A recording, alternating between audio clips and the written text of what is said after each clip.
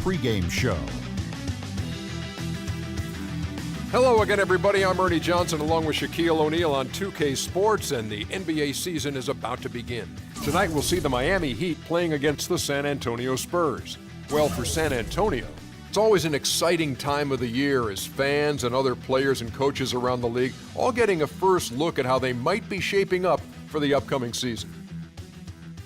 So LeBron James leaves Miami, goes to Cleveland. Everybody thinks Chris Bosh is going to sign with Houston when that happens, but instead,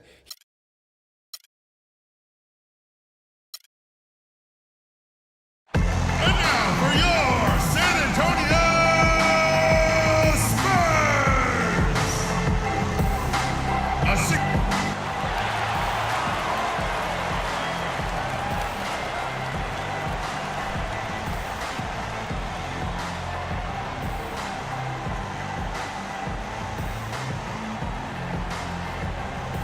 It's home to the Alamo and the Spurs, San Antonio, Texas, as we bring you an This is Kevin Durant. Welcome. AT&T Center. Hi, everyone. This is Kevin Harlan alongside Clark Kellogg and Steve Kerr. Going to bring you the NBA right here on 2K Sports.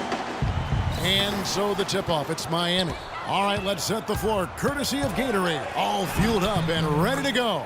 On the floor for Miami, Chalmers and D. Wade are the guards. McRoberts at the 4 with Bosh at center. And it's Dang in at the 3.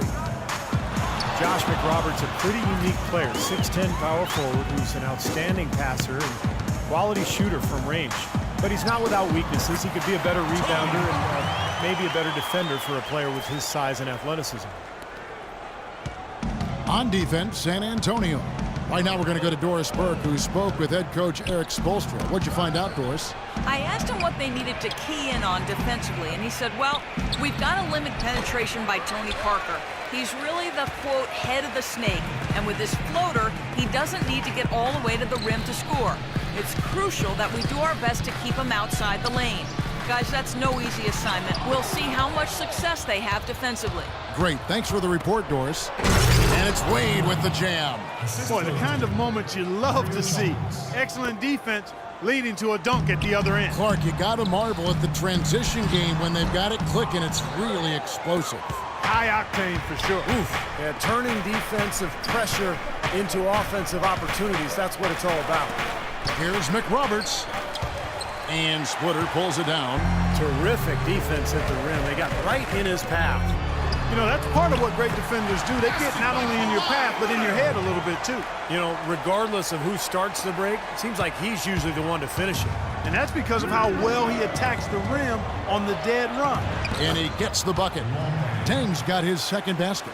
Well, I tell you what, the post play has been rock solid right off the bat. Well, that's the key to basketball. Get the ball inside, into the paint, either with a pass or with penetration. Got 3 out of 4 from the floor, so a good start for this club. Wade, a screen on Parker. Dang attacking, and that comes off the assist by Mario Chalmers. The screenplay worked ideally there, and I'm not talking about the screenplay you see in a movie theater. Gave him more than enough room to get that shot off. He had no choice but to lunge for that pass to stop it from getting through.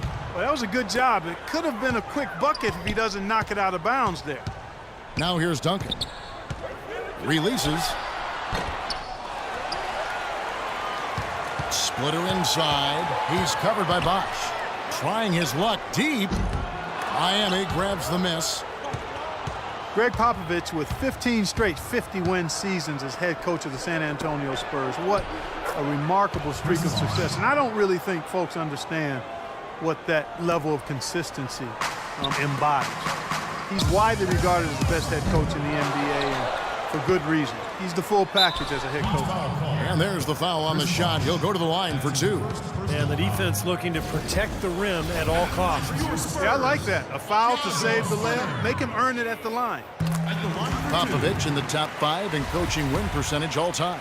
And he's likely to remain in that lofty company. Kevin, he said he plans to follow Tim Duncan into retirement.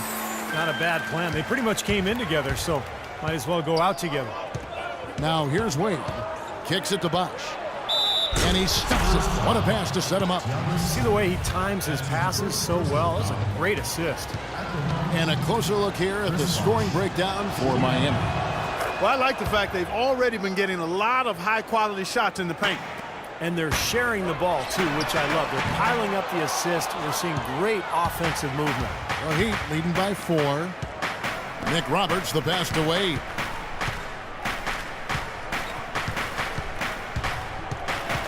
Right at the free throw line. Off the left rim and out. Boy, we don't see that too often. No defender on him, and he just clanks the open jumper. And it's Green, missing. Well, I think he kind of alligator armed that one, short-stroked it. After doing a nice job to get open, he didn't finish the shot. The Spurs have gotten just 3 of their first 9 shots to go down in this game. Just over 3.5 minutes gone here in the first. The shot will not go. And it's Miami the other way, pushing it up. Here's Deng, hammers it home to polish off the break. Now that's a nice finish for the big fella there. I mean, he used his length very well under the basket. There may be more athletic players around the league, but Steve, not many bigger ones. Yeah, and I'll tell you what, Kevin, I'd like to see him even take advantage of that size more often on the offensive end and be more aggressive. Kawhi Leonard has been talked about and mentioned as the future of this San Antonio Spurs team.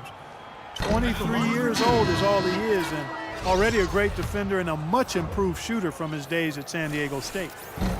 Well, for Kawhi Leonard, we know about his defense, but you think, Steve, he can become a go-to offensive player? Well, he's going to need to, Kevin, when Parker, Ginobili, and Duncan move on. This is going to be Kawhi Leonard's team, and I thought what was interesting was the Spurs gave him more of a burden last year offensively. They started to give him more and more looks isolation-wise down the block, and he's developed at a beautiful rate. He's coming into his own. Dion. Offensive rebound. Another shot. And the whistle blows as the basket counts, and a 3-point play chance right here. One free throw coming up. Well, that's how you pick up second chance points. Stay active, be energetic, and react as soon as the shot goes up. Bellinelli, he's checked in for San Antonio. Clark, you think of how much success the Spurs have had, and it's almost as if they can plug anyone in, and they are immediately on the same page and working as a unit. Well, they make it look easy, but there's a lot of work that goes into that. They evaluate the players they bring in, wanting to fit them into a culture that already exists, and the continuity and consistency you get from the top down. Greg Popovich, Tim Duncan, and you got those guys in place. Then you throw in Manu Ginobili and Tony Parker. Now you've got a group that you can win with for a long time, and they've done just that. Spurs trail by 6. Fires the 3, and that's going to be a treble.